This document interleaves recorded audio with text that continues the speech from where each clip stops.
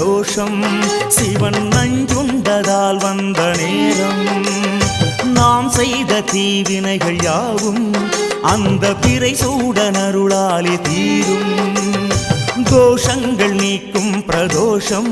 சிவன் நஞ்சுண்டதால் வந்த நேரம் நாம் செய்த தீவினைகள் யாவும் அந்த பிறை சூடனருளாலே தீரும் நாரணன் விடையாக நந்தியின் கொம்பிடையில் சிவனாடும் நேரம் இது சிவன் வரும் சுகமான நேரம் இது